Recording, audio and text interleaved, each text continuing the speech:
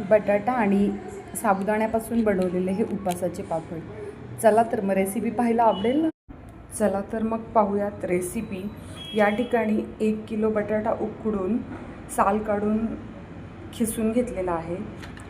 त्यानंतर साबुदाण्याचं पीठ पाव कप मी या ठिकाणी ॲड केलेलं आहे.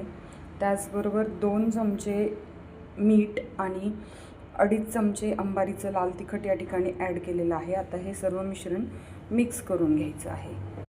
इथे या ठिकाणी पाहू शकता की असा गोळा तयार झालेला आहे. त्यानंतर आपण आता याचे छोटे छोटे पुरीच्या आकाराचे गोळे बनवून घेणार आहोत. या ठिकाणी पाहू शकता असे छोटे छोटे गोळे आता पुरीच्या आकाराचे तयार करून घेतलेले आहेत. तर आता पुरी यंत्राच्या साहाय्याने मी हे गोळे लाटून घेणार आहे. इथे तुम्ही पाहू शकता प्लास्टिकच्या कागदाला तेल लावून घेतलेलं आहे. त्यावर गोळा ठेवलेला आहे.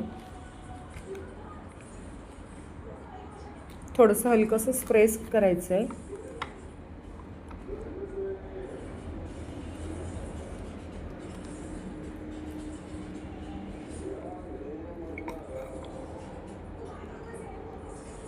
आणि छान असा पापड या ठिकाणी उपासाचा तयार झालेला आहे.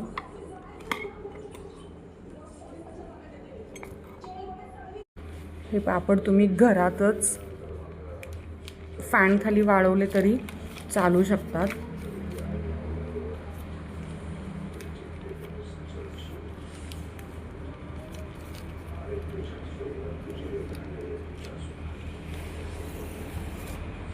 या ठिकाणी तुम्ही पाहू शकता उपवासाचे खूप सारे पापड अर्ध्या ते पाऊण तासामध्ये तयार झालेले आहेत.